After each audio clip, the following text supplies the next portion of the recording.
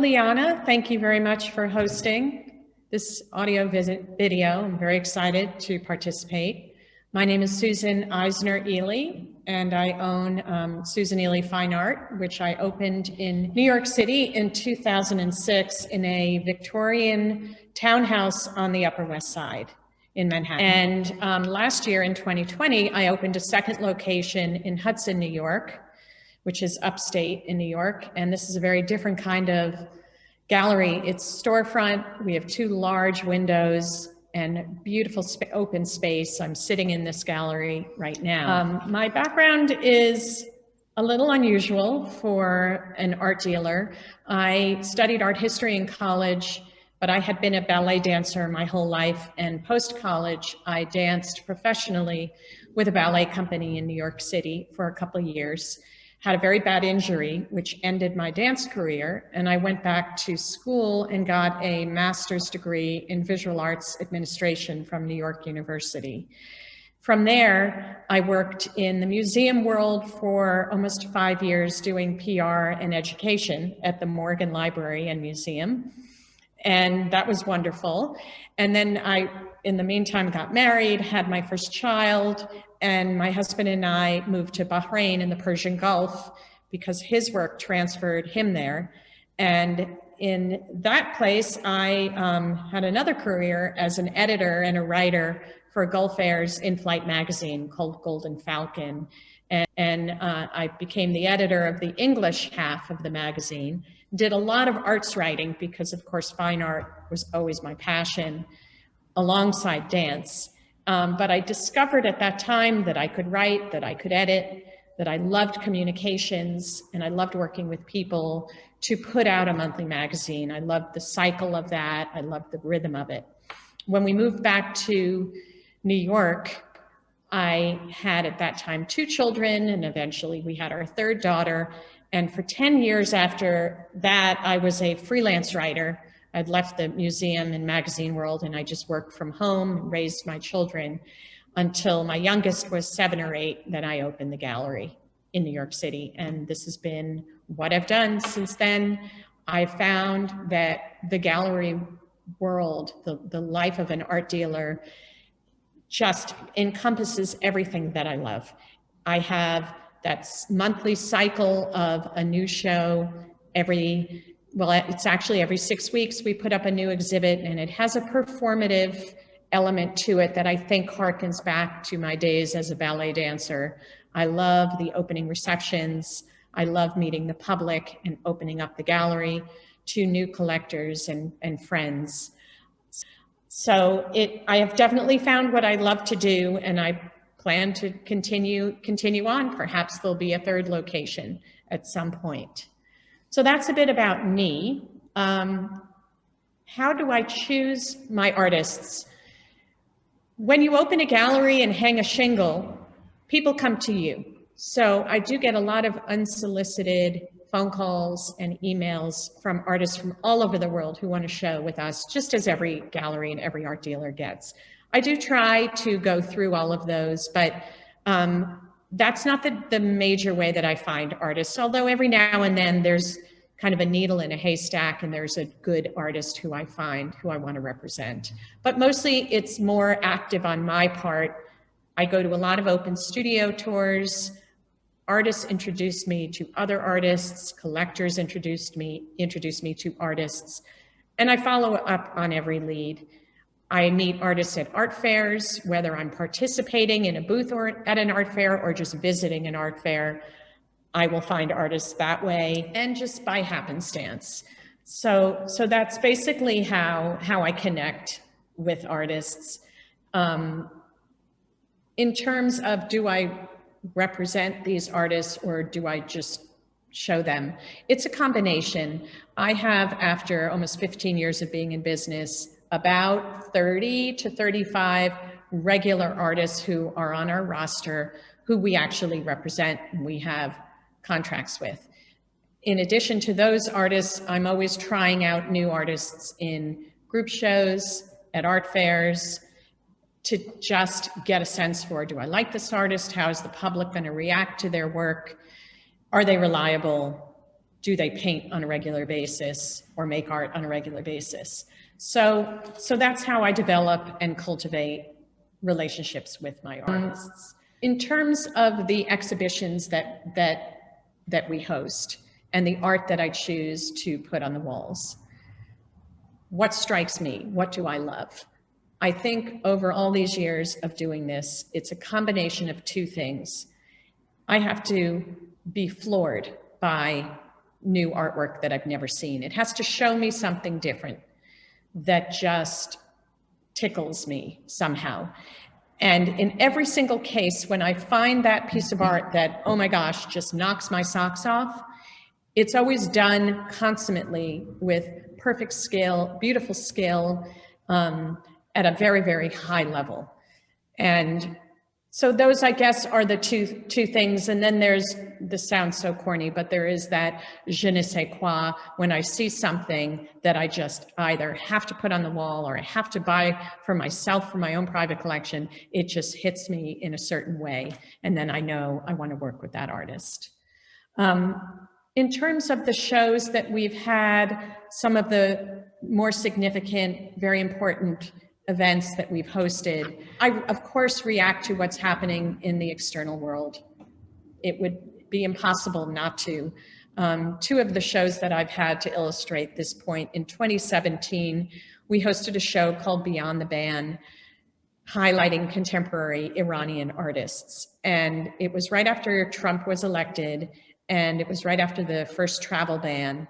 And I was approached by the Center for Human Rights in Iran, which is a nonprofit based in Brooklyn, who had a lot of access to wonderful contemporary artists living in and around New York. And we raised a good amount of money for that nonprofit, which I'm very proud of to this day. Another example, in 2019, we did a show called Voices of Parkland, which featured photographs by a wonderful photographer named Jeff Vespa of survivors and parents and teachers of survivors after the Parkland shooting in Florida. And that show raised money for Brady United Against Gun Violence. And those are just two. I regularly do exhibitions that way. We've also hosted events for NARAL, which is a pro-choice organization that I have always supported through many, many years. In terms of how I do respond to what's happening around me, I think the pandemic is the best example of that. When the pandemic hit in March, I closed our New York City location temporarily, but continued to work with my assistant there of many years, Emily Miraglia, to organize and host virtual exhibitions. Zoom became, like everyone else, it became such a necessary tool to reach our audience, our current audience, and to continue to grow our audience. We did several virtual shows that were thematically tied to what was happening in the world. So we did a show about interior life, home life, because everybody was at home. We did shows about the natural world around us, the outdoors, because that's all we had at that time, was the great outdoors of nature and what life we had and the richness of our homes.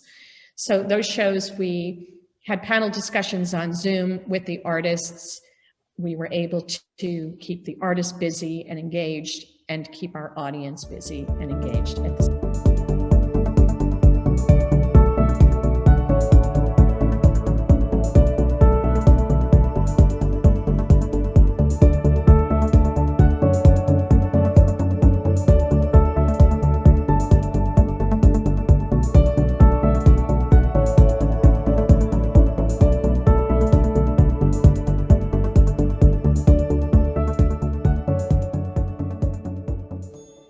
Absolutely, what's happening in the world does affect what we do in both of our locations. And then during the pandemic, my husband and I were living in our second home in the Catskills in upstate New York, which is about 2.5 hours away from New York City. And there's a town up here about 45 minutes away from my home up here called Hudson. Hudson is a cultural hub for the whole Hudson Valley. It's the home of the Hudson River Painting School. It attracts many, many artists and collectors and antiquers, and it's a wonderful little town, and it has a main street called Warren Street, and I opened a gallery here in the center of Warren Street where I'm sitting now. And it's been a wonderful opportunity for me to have something which I never had before, which is street front, ground floor, big windows. I am a retailer. I'm a shopkeeper now, and I can't tell you how much I just love it, love it. I am excited every time somebody walks through the door and wants to talk about the art that we have. And maybe if you indulge me, I will walk around a little bit and show you what we've got here. This is our gallery. I don't know if this is working, Liana, I hope so.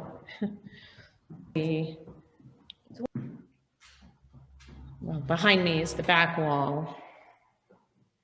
And my dog, Charlie, is our gallery mascot. There he is.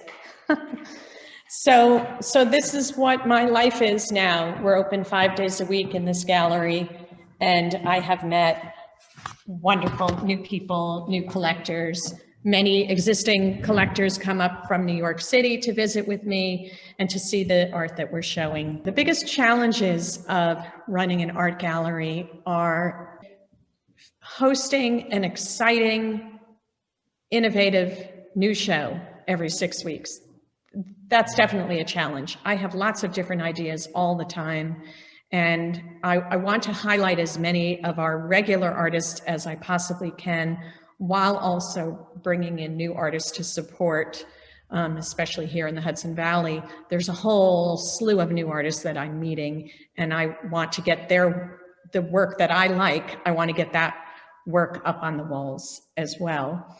And in terms of what we do for the public during the pandemic, we've been able to have opening receptions that are socially distant, where everyone is required to wear a mask. And we limit the number of people into the space to 10, and we stand at the door and we count the people. And I have to say, it's worked out beautifully. Everyone's been very respectful. They wait outside if there are too many people inside. We've also hosted a few artist talks in our Hudson space where we position the chairs 6 feet apart. And again, we've managed, as far as I know, to be safe and keep everybody healthy. So we will continue to do that, and hopefully as more people are vaccinated into the spring, we'll be able to expand the number of people that we can have physically here in the gallery. In terms of a guiding philosophy or ideology in the gallery, I would just say I keep it simple. I find good art, I put it on the walls, I try to sell it. I pay my artists on time. That's very, very important. And then I try to capture those new and existing collectors and continue to have the conversations with them so they come back to see our shows over and over and over again. And I think that in a nutshell is the best I can do. I so believe in my artists. I want to support them. I want to see what new work they're making in the studio, and I want to share that with the general public. The year after I opened the gallery, in 2007, I did my first art fair in Miami, and I did Miami art fairs for 10 years in a row. I loved it. Who doesn't love going to Miami in December, first of all? But more than that, it introduced me to so many people, critics, other curators, art dealers, lots of collectors. I made good friends. And I stopped going to Miami about 2 years ago when it was no longer commercially successful for me. And Miami just became increasingly kind of a party. during that week, and I wasn't interested anymore. Then I turned my focus, actually, Liana, you're a Canadian. Art Toronto is currently my very, very, very favorite fair. I've done it for the last 5 years. It's the last weekend in October. Not last year, of course, but I'm hoping in 2021 to get back to Toronto. I've done many art fairs in New York City. I've done art fairs in Silicon Valley, in Houston, Texas. They have been a wonderful outlet for me. Additionally, in addition to our website, where we have a very strong showing of all of our artists, and you can see what is available and what's sold, and it's a good browsing point for people. I have a presence on artsy.net and firstdibs.com, and I make a nice number of sales on both of those sites. And what's wonderful about those sites is it's all virtual. So they were great tools for selling during the pandemic, in addition to having the live gallery. I've looked at other online platforms as well. There's so many of them now cropping up, but we have a small staff and there's only so much we can do. So I have to pick and choose carefully which of those online platforms we want to have a presence on, but they've been wonderful. True. I find that 30 seems to be a good number, because if you have a show every 6 weeks, sometimes it's a group show, a 2-person show, a 4-person show, you need to draw upon a lot of artists to make sure that you are going to put up the best show you possibly can. So, you know, with any given artist, they're not always going to be ready at the same time to have a show. It typically takes an artist 2 to 3 years to develop a strong body of work that's ready for exhibition. So if you kind of do the math, you need a lot of artists. I don't know how galleries do it if they only have 4 to 5 artists that they represent. That's a lot of pressure on those 4 to 5 artists. So I want to give each of my artists the time and the space to develop new work. But at the same time, if 3, 4, 5 years go by and an artist has not produced, I'll have to have a heart-to-heart with that artist about their progress. What's going on? Are you in a rut? Why aren't you making new work? What can I do to help? So there's a lot of hand-holding and nurturing the artists at the same time. So yeah, I have found that 30 kind of is a good number.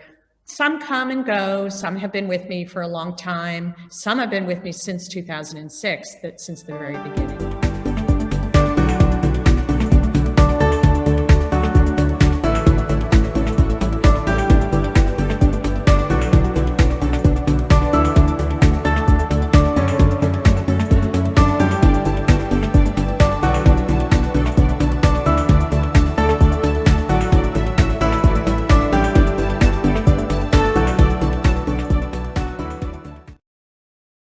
That's actually a very new section on our website. It was a friend of mine who suggested that I show pictures of art that's been sold in the collectors' homes or in the institutions where the work is hanging.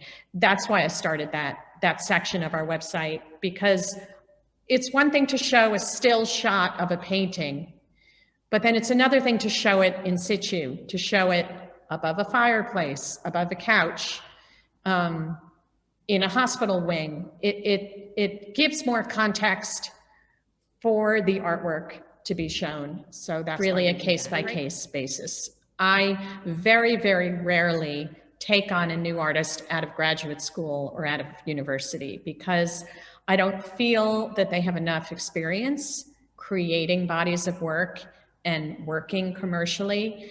And so I tend to take on artists who have a history, who have sold work, who understand what it means to work towards a body of work for exhibition. So I start very slowly when I begin working with an artist. I liken it to when you're first dating someone. that you have one date, you want to see how it goes. You don't get married yet, then you have another date. That's how I operate with my artists. I will put them first in a group show or put a few things at an art fair. I want to see a couple things. Has the artist been reliable? Did they deliver the work to me in a fashion that it's ready to hang? How has it been to communicate with them, to get JPEGs, to get their bio, their CV? Are they on top of things? Are they organized? Is very important for me. Then I want to see, after it's hanging on a wall, how does the public respond? Do they like this work? Do they not like this work? How does it look in the context of other artists? And then, of course, can I sell it? That's very, very important. I want to stay in business, so I have to be commercially successful as well.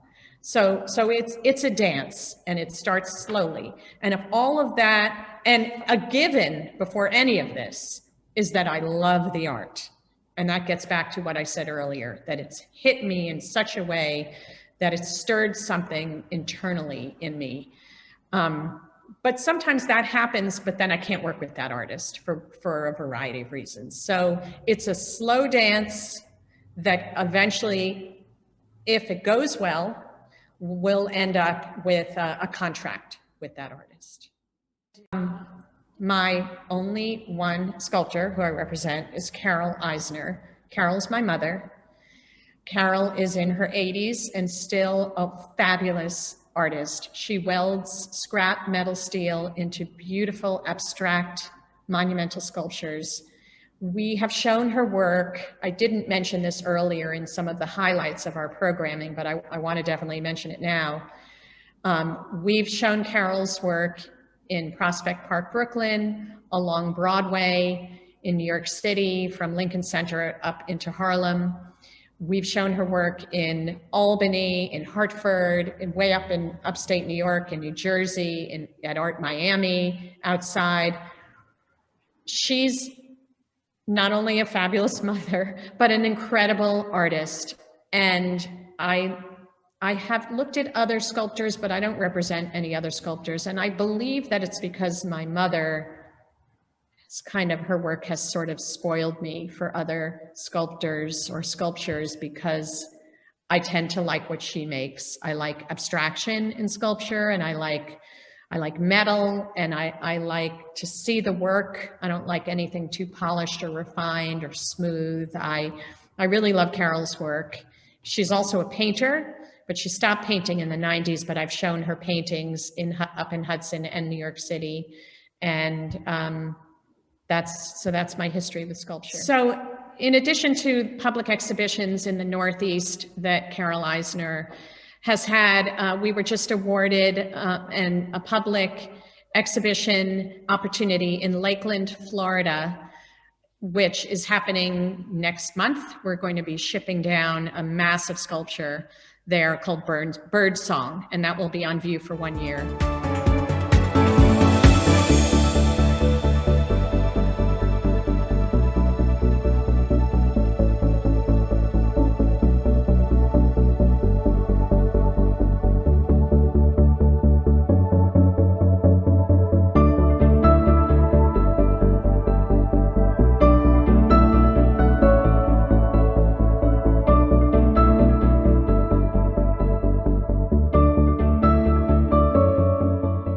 Additionally, in terms of institutional collectors, Susan Eley Fine Art works with many hospitals.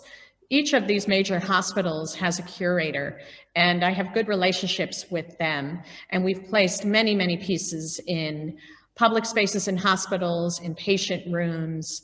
And that's been really thrilling and gratifying, because art as therapy is important, and art as a tool for healing is also so significant right now. And there are more and more studies that show how it helps patients to be surrounded by beautiful things. Most recently, we placed a very big commission by an artist named Rachel Burgess. Actually, that's her piece there. We placed I think a 4-panel piece by her in a new dialysis center. at NYU Langone, a hospital in New York City. So that's been wonderful too. We do. I neglected to mention that in September, just after Labor Day, we reopened our New York City gallery, and that was a thrill to reopen there. And we have regular programming there. We have a show up right now called Winter Selects that's ending in a few weeks. And then we have a show of 3 female abstract artists opening there. Here, currently, we also have 4 women artists who work in landscape in a variety of styles and techniques. And the next show is 2 male artists who play with architecture and structure in their paintings and monoprints. So I'm excited about that. And then we're going to have our very first solo show in April, May, that is going to feature Francie Hester, who's a Washington, D.C. based artist who I've shown for many, many, many years. In fact, we just featured her right before the pandemic started. She was our solo booth at Volta Art Fair in New York City. That was the first week of March last year. And so I'm thrilled that we're going to be working with Francie again. And then we're programming for the summer, both in Hudson and in New York. We're hoping to highlight some of the newer Hudson Valley artists who we've met since we've been here in July, and that will be in the summer. And then Emily, my assistant in New York City, came up with a wonderful idea for a New York show that will carry us through the summer that is going to feature, it's going to be a juried show. We're asking recent graduates of art schools who were not able to have their thesis exhibitions because of the pandemic. We want to see what they made and were not able to share with the world a year ago. So we're going to be highlighting and hanging that art, and Emily is curating that.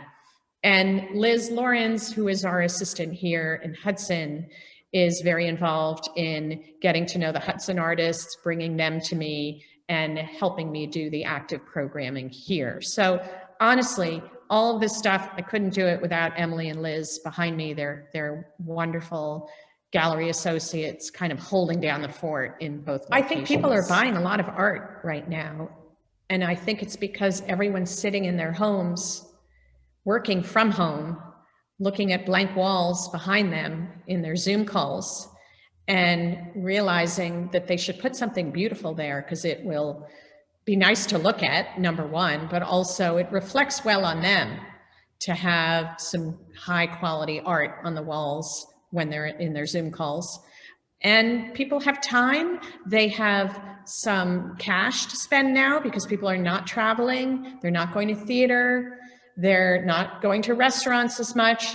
So people have some money to spend on interior design, on fine art, on furniture. Lots of people are buying homes, second homes, selling homes in the city and moving outside of the city. So this is a good time now to buy art. In terms of trends of certain styles and techniques, I have always shown a range of work. I do tend more towards abstraction, but I love representational work that is not photorealist or hyper-realist, but I like representational work that sits on that edge of abstraction and representation. And I have a whole slew of collectors who come to me for that type of artwork. And that's always been the case, I'd say, since I started the gallery.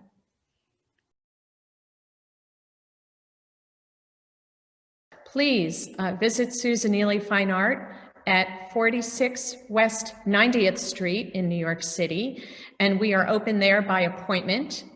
And in Hudson, we're open Thursday through Monday, 11 to 5. And our address here is 433 Warren Street in Hudson, New York. And the best way to reach us is through my phone, which is the general gallery phone number, 917-952-7641, or by email, Susie, S-U-S-I-E, at SusanEleyFineArt.com. And please visit our website. And we look forward to hosting you at one of our 2 locations.